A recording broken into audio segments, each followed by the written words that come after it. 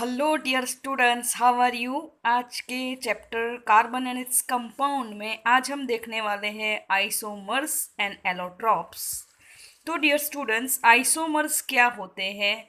So isomers the organic compounds having same chemical formula but different structures and properties.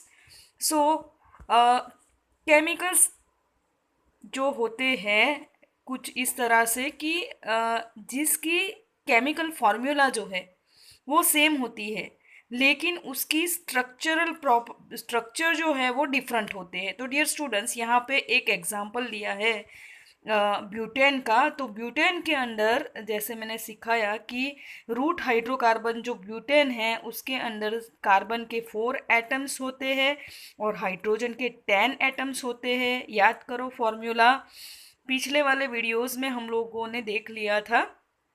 Alkane CnH2n+2, 4 2 8 + 2 10, यानी कि C4H10। Butane का जो chemical formula है इस तरह से होता है। तो यहाँ पे नॉर्मल ब्यूटेन कैसे होता है, तो इस तरह से जो कार्बन है चेन फॉर्म में अरेंज होते हैं, एक दूसरे के साथ कोवेलेंट बॉन्ड से जुड़ते हैं और साथ में हाइड्रोजन जो है उसके सराउंडिंग इस तरह से अरेंज होते हैं। लेकिन एक और सब्सटेंस है जैसे कि आइसोब्यूटेन।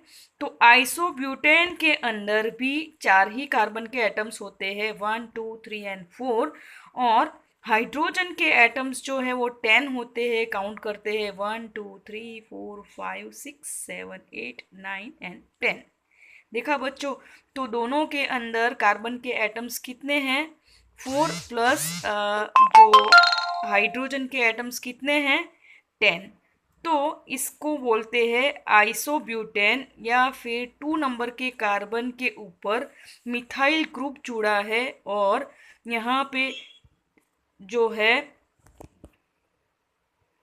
3 कार्बन वाला जो अल्केन है उसको हम प्रोपेन बोलते हैं, इसीलिए इसको हम 2 मिथाइल प्रोपेन भी बोल सकते हैं डियर स्टूडेंट्स, या बोल सकते हैं आइसो ब्यूटेन। ठीक है डियर स्टूडेंट्स, तो यहाँ पे दोनों की केमिकल फॉर्मूला जो होती है वो C4H10 होती है, लेकिन दोनों की जो प्रॉपर्टी है वो सेम नहीं होती है डियर स्टूडेंट्स। तो जैसे हम लोगों ने डेफिनेशन में देखा कि same chemical formula but different structures and properties. तो दोनों के स्ट्रक्चर भी डिफरेंट है और दोनों की प्रॉपर्टीज भी डिफरेंट है। तो डियर स्टूडेंट्स, ये फिनोमिना को आइसोमेरिज्म बोलते हैं। और ये जो दो स्ट्रक्चर दिख रहे हैं, ये दो जो सब्सटेंसेस दिख रहे हैं, एन ब्यूटेन एंड आइसोब्यूटेन, एक दूसरे के आइसोमर्स है। क्या है डियर स्टूडेंट्स? क्या है? ये ब्यूटेन के आइसोमर्स है। क्या है? ब्यूटेन के ये आइसोमर्स है। तो समझ में आया डियर स्टूडेंट्स? तो हम आगे बढ़ते हैं एलोट्रॉप्स की ओर। An element exist in 2 or more forms which have same chemical properties but different physical properties is called allotropy, and the different form are called allotropes। तो कोई भी एलिमेंट हो, अगर इसके एक से ज़्यादा फॉर्म एग्जिस्ट करते हो तो ऐसे वाले फॉर्म को वो वाले एलिमेंट के एलोट्रोप्स बोले जाते हैं। जैसे कि फॉर एग्जांपल, हाँ डेफिनेटली एग्जांपल तो हम वही लेंगे ना, कार्बन का चैप्टर पढ़ रहे हैं तो कार्बन का ही क्यों ना एग्जांपल लें हम, है ना बच्चों। तो यहाँ पे कार्बन जो है एलिमेंट, उसके 3 एलोट्रोप्स पाए जाते हैं। तो एक है ग्रेफाइट, दूसरा है डायमंड और तीसरा है फुलेरेंस। तो यहाँ पे ग्रेफाइट एंड डायमंड्स जो है वो नेचुरल फॉर्म में भी मिलते हैं, साथ में इनका सिंथेसिस भी होता है। तो डियर स्टूडेंट्स, लेकिन ये जो फुलेरेंस है वो टोटली मतलब सिंथेसाइज ही होता है इसका, वो नेचुरली अकरेंस उसका नहीं होता है। ठीक है डियर स्टूडेंट्स, तो यहाँ पे आप लोगों के लिए ग्रेफाइट एंड डायमंड जो है उसका एग्ज़ाम के पॉइंट ऑफ व्यू से इम्पोर्टेंस बहुत ज़्यादा है, इसीलिए इसको हम डीप में पढ़ेंगे। तो आओ आगे पढ़ते हैं दोनों के बीच के डिफरेंसेस। तो डियर स्टूडेंट्स, यहाँ पे जो है उसका स्ट्रक्चर दिया है। स्ट्रक्चर में आप देख पा रहे हो कि ग्रेफाइट का स्ट्रक्चर कुछ इस तरह से है कि जिसके अंदर ये ब्लू वाले डॉट जो है वो कार्बन के एटम्स है। तो एक कार्बन का एटम जो है, आप देख पा रहे हो कि सपोज मैं ये वाले कार्बन की बात करूं तो और कितने कार्बन के साथ जुड़ा है, 1 2 एंड 3। ठीक है डियर स्टूडेंट्स, देख पा रहे हो। इसकी बात करें तो 1 2 एंड 3। ठीक है, और साथ में यहाँ पे ये जो है लेयर के ऊपर लेयर बना है, और ये जो है हेक्सागोनल स्ट्रक्चर बोला जाता है। ये हेक्सागोनल रिंग जो है एक दूसरे के साथ कुछ इस तरह से जुड़ी है, और यहाँ पे ये फर्स्ट लेयर, ये सेकंड लेयर, इस तरह से वो लेयर के ऊपर लेयर बना है डियर स्टूडेंट्स। ये है स्ट्रक्चर ग्रेफाइट का। जबकि यहाँ पे आप देख पा रहे हो स्ट्रक्चर ऑफ डायमंड, तो डायमंड का जो स्ट्रक्चर है इस तरह से है कि जिसके अंदर कोई एक कार्बन की हम बात करें, सपोज ये कार्बन की हम बात करें, तो ये वाला जो कार्बन है आप देख पा रहे हो कि एक कार्बन का एटम है वो दूसरे 4 एटम्स के साथ जुड़ा है। हर एक एटम्स जो है और 4 कार्बन के एटम्स के साथ जुड़े हैं कोवेलेंट बॉन्ड के थ्रू। तो डियर स्टूडेंट्स, यहाँ पे एक भी वैलेंस इलेक्ट्रॉन फ्री नहीं बचेगा, सारे के सारे यूटिलाइज हो गए हैं। और इसका जो स्ट्रक्चर है वो 3 डायमेंशन में है। ठीक है, तो ये 3 डायमेंशन में है, इसीलिए वो दब नहीं पाएगा दबाने पे। जबकि ये वाला आप देख पा रहे हो कि लेयर्स में है। ठीक है, तो इसीलिए ये सॉफ्ट एंड स्लीपरी है। जबकि डायमंड जो है वो ना तो सॉफ्ट है ना तो स्लीपरी है। अब दोनों का यूज़ भी आप देख सकते हो, यहाँ पे डायग्राम में दिया ही है। आपके जैसे एक बच्चा जो है वो लिख रहा है, खैर ये तो थोड़ा छोटा दिख रहा है, आप 10th स्टैंडर्ड में हो, है ना। तो यहाँ पे एक बच्चा जो है पेंसिल से कुछ लिख रहा है, तो समझ में आ गया इसका यूज़ कहाँ पे होता है। पेंसिल के अंदर जो लीड यूज़ होती है वो ग्रेफाइट होता है। और हाँ देखो डियर स्टूडेंट्स, यहाँ पे अंगूठी भी दी है मज़े की, है ना। तो किस में से बनी है, डायमंड में से बनी है, तो उसका यूज़ ज्वेलरी में होता है। तो अगर इंडिया की हम बात करें तो इंडिया के अंदर मध्य प्रदेश में पन्ना माइंस जो है वहाँ से डायमंड मिलते हैं। आंध्र प्रदेश में भी डायमंड मिलते हैं नेचुरल फॉर्म में, यानी कि उसको फिर शेप देना पड़ता है और पॉलिशिंग का वर्क होता है। ठीक है डियर स्टूडेंट्स, तो आंध्र प्रदेश के अंदर वज्रारूर करके एक एरिया है जहाँ से डायमंड मिलते हैं। और अगर फॉरेन कंट्रीज़ की बात हम करें तो इंडिया को छोड़ के यहाँ साउथ अफ्रीका के अंदर इसका बहुत लार्जेस्ट स्केल में प्रोडक्शन होता है डियर स्टूडेंट्स। तो और भी कंट्रीज़ है जैसे कि ब्राज़ील है, रसिया है, और अंगोला है। ठीक है डियर स्टूडेंट्स, लेकिन एक चीज़ आपको मैं यहाँ पे बताऊंगी, बहुत इंटरेस्टिंग है, कि जो कोहिनूर हीरा था बच्चों, पता है ना, वो अपना इंडिया का कोहिनूर हीरा जो है पूरे वर्ल्ड में फेमस है। और कई बार तो मतलब ऐसे बोलते हैं ना कि मेरा बेटा तो कोहिनूर हीरा है, मेरी बेटी तो कोहिनूर हीरा है ना। तो मतलब कोई अच्छा एग्जाम्पल देना है तो हम कोहिनूर को याद करते हैं। तो कोहिनूर हीरा जो वर्ल्ड में फेमस है, वो कहाँ से मिला था पता है बच्चों आपको? वो कृष्णा रिवर साउथ इंडिया से मिला था। तो ये हमारे लिए बहुत प्राउड फील करने जैसी बात है कि पूरे वर्ल्ड में हमारे यहाँ का कोहिनूर हीरा जो है पूरे वर्ल्ड में फेमस है डियर स्टूडेंट्स। तो डियर स्टूडेंट्स, डायमंड के जो यूज़ है ज्वेलरी बनाने में तो बहुत फेमस यूज़ है इसका। लेकिन इसके अलावा मैं आप लोगों को एक बात बोलती हूँ कि जो ब्लैक डायमंड होता है ना बच्चों, वो डायमंड तो बहुत हार्ड होते हैं, इसीलिए कुछ टूल्स के कटिंग के लिए और ड्रिल्स बनाने के लिए यूज़ होता है।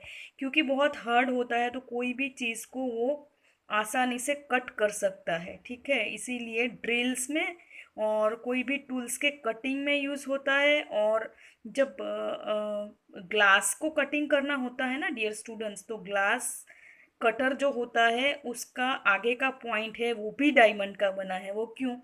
क्योंकि वो बहुत ही ज़्यादा हार्ड होता है बच्चों, वो आसानी से टूटता नहीं है, इसीलिए इसके यूज़ जो है इस कुछ इस तरह से है, ठीक है।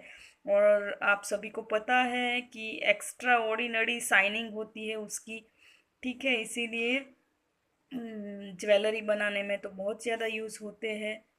और इसके अलावा भी बच्चों इसके बहुत सारे यूज़ है, जैसे कि रॉकेट इंजन है उसमें भी जो नोज़ल बनती है, तो वो भी डायमंड की बनती है, बिकॉज इसका जो मेल्टिंग पॉइंट है वो बहुत हाई होता है। और एक चीज़ ये भी है कि ये सिर्फ ऐसा नहीं कि इंजीनियरिंग फील्ड में यूज़ होता है, ये सर्जिकल इंस्ट्रूमेंट बनाने में भी, यानी कि मेडिकल फील्ड में भी इसका यूज़ होता है। सर्जिकल इंस्ट्रूमेंट जैसे कि आई में कैटरेक्ट यानी मोती बिंदु बोलते हैं ना, आई में जब मोती बिंदु आ जाते हैं तो उसका फिर ऑपरेशन किया जाता है, तो यहाँ पे जो इंस्ट्रूमेंट यूज़ होता है उसके अंदर भी आई के जो लेंस है उसके ऊपर एक लेयर बन जाता है बच्चों, तो वो लेयर को दूर करने के लिए भी जो इंस्ट्रूमेंट यूज़ होता है उसमें भी बच्चों डायमंड होता है।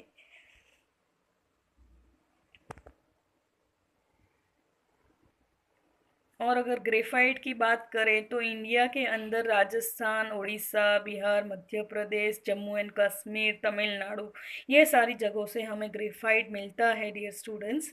और ग्रेफाइट जो है वो ऐसा नहीं है कि मतलब नेचुरल फॉर्म में ही मिले, वो उसको हम सिंथेसिस करके बहुत हाई टेम्परेचर के ऊपर जब एंथ्रेसाइट कॉल को इलेक्ट्रिक फर्नेस के अंदर हीट करते हैं, तो यहाँ पे जो है हम ग्रेफाइट बना सकते हैं डियर स्टूडेंट्स। तो इंडिया के अलावा Russia, Sri Lanka, then South Korea और यूएसए में भी ग्रेफाइट मिलता है। यहाँ पे जो डायग्राम में मैंने बोला वैसे इस तरह से ग्रेफाइट का यूज़ होता है पेंसिल बनाने के लिए, लेकिन इसके अलावा भी बच्चों प्रिंटिंग प्रेस की जो इंक होती है वो भी ग्रेफाइट से बनती है। दूसरा कि लुब्रिकांट के तौर पे भी उसको यूज़ किया जाता है, और ख़ास करके ऐसी वाली मशीनरीज़ में जिसमें आग लगने के चांसेस होते हैं वहाँ पे ड्राई लुब्रिकेशन होता है, तो ऐसी वाली जगहों पे ग्रेफाइट का बहुत ही ज़्यादा यूज़ होता है बच्चों। और अ, जो ग्रीस होता है ना मशीनरीज के अंदर, ग्रीसिंग होता है, ऑयलिंग एंड ग्रीसिंग, तो ये जो ग्रीस बनता है उसके अंदर भी बच्चों ग्रेफाइट जो है उसका यूज़ होता है। दूसरी बात ये कि मैंने बोला कि ग्रेफाइट के अंदर जो स्ट्रक्चर है कुछ इस तरह से बनता है कि कार्बन का एटम दूसरे 3 कार्बन के एटम के साथ जुड़ता है, इसीलिए उसका एक इलेक्ट्रॉन फ्री रहता है, तो वो इलेक्ट्रिसिटी को कंडक्ट कर पाता है। तो डियर स्टूडेंट्स ये जो एक इलेक्ट्रॉन फ्री है उसका ही तो एडवांटेज हम लेते हैं। और जो इलेक्ट्रोड्स है, ठीक है बच्चों, तो इलेक्ट्रोड्स का डिज़ाइनिंग करने के टाइम पे ग्रेफाइट का यूज़ होता है। दूसरा, जो कार्बन पेपर हम यूज़ करते हैं तो उसके अंदर भी ग्रेफाइट का यूज़ होता है बच्चों।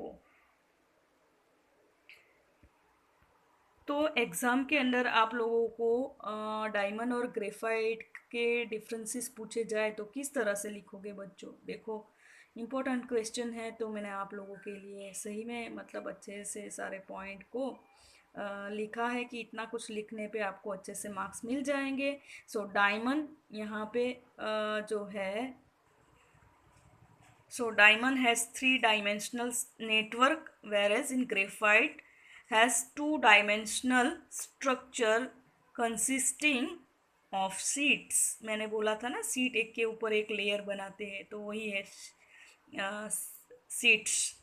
सो यहाँ पे आप देख पा रहे हो each carbon is bonded to 4 other carbon atoms to form tetrahedral structure. तो टेट्राहेड्रल स्ट्रक्चर यहाँ पे भी जो बॉन्ड है दोनों के अंदर, ये कोवेलेंट बॉन्ड ही है बच्चों। कौन से बॉन्ड है? कोवेलेंट बॉन्ड है। और यहाँ पे ग्रेफाइट की बात करें तो each carbon is bonded to other 3 carbon atoms through covalent bonds and make hexagonal rings. तो यहाँ पे आप देख पा रहे हो कि हेक्सागोनल रिंग्स दिख रही है डियर स्टूडेंट्स। एक चीज़ आप लोगों को बता दूं कि ये बहुत इम्पोर्टेंट है, यहाँ पे जो लेयर्स हैं वो एक दूसरे के साथ एक फोर्स से जुड़े हैं। वो फोर्स का नाम है वेंडरवेल्स फोर्सिस, या उसको वांडरवाल्स फोर्सिस भी कभी कभी प्रोनाउंस करते हैं इंडिया में, वेंडरवाल्स फोर्सिस। ठीक है, अब बढ़ते हैं तीसरे पॉइंट की ओर। They are no any layers found like graphite. तो ग्रेफाइट के जैसे डायमंड के अंदर कोई लेयर्स नहीं दिखते हैं, जबकि ग्रेफाइट के अंदर hexagonal ring makes it and arrange in layers.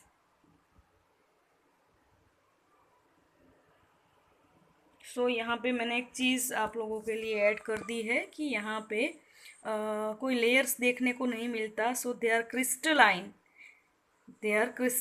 और they are crystals. Okay, graphite के अंदर बात करें तो hexagonal rings make sheets and arrange in layers, so they are soft and slippery होते हैं। अब चौथा पॉइंट देखते हैं। और और 4 वैलेंस इलेक्ट्रॉन्स, जो चार वैलेंस इलेक्ट्रॉन्स होते हैं, वो सारे के सारे जो है कोवैलेंट बॉन्ड बनाने में यूटिलाइज हो जाते हैं। जबकि ग्रेफाइट की बात करें तो only 3 valence electrons are utilize in making covalent bonds and 1 electrons remain free. तो यहाँ पे एक इलेक्ट्रॉन जो है वो फ्री रहता है बच्चों, बस यही तो बात है। एक इलेक्ट्रॉन जो ग्रेफाइट के नेचर उसका कैसा है, इलेक्ट्रिसिटी को वो कंडक्ट करता है। तो इलेक्ट्रिसिटी को कंडक्ट करने के लिए फ्री इलेक्ट्रॉन्स का होना बहुत ज़रूरी है, बस यही है इसका रीज़न। तो 5 नंबर का पॉइंट हमने उसी को बना लिया है। Diamond conducts heat but not electricity because no any free electron here. You can see graphite conducts heat and electricity because of having free electron. अब आगे बढ़ते हैं। It is transparent and high refractive index, has high refractive index.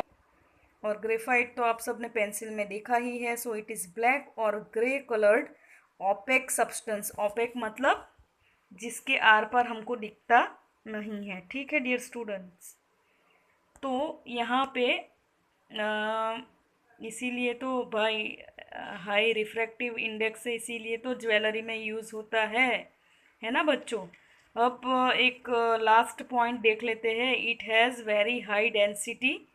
तो आप सभी को पता है कि डायमंड को तोड़ना इतना आसान नहीं होता है, इसीलिए तो उसको तोड़ने के लिए बहुत ज़्यादा मेहनत करनी पड़ती है। और इसीलिए तो डायमंड इंडस्ट्रीज़ में बहुत सारे वर्कर वर्क करते हैं, अच्छे से उसको शेप देते हैं, है ना बच्चों। यहाँ पे बात करें तो ग्रेफाइट की डेंसिटी जो होती है वो मीडियम होती है। और बात करें ये दोनों की कौन सी चीज़ कॉमन है, तो दोनों के अंदर कोवेलेंट बॉन्ड प्रेजेंट होते हैं। दूसरा कि दोनों के melting point boiling point high होते हैं। लेकिन दोनों की कंपेयर करें तो डायमंड का जो मेल्टिंग पॉइंट है वो ग्रेफाइट की कंपेयर में बहुत ज़्यादा हाई होता है बच्चों। ठीक है, तो ये सारे पॉइंट्स थे डिफरेंसेस के। इतने सारे पॉइंट्स अगर आप लिखोगे तो डियर स्टूडेंट्स सही में मतलब किसकी मजाल है, एक भी मार्क्स काट ले, है ना बच्चों। हाँ हाँ, तो प्रैक्टिस करते रहिए, आगे बढ़ते रहिए। और कर बोला तो हो बोला, क्या करना है, आपका खुद का भला करना है। वीडियो को शेयर, लाइक एंड सब्सक्राइब करना है। सो bye, take care, Vande Mataram, जय हिंद।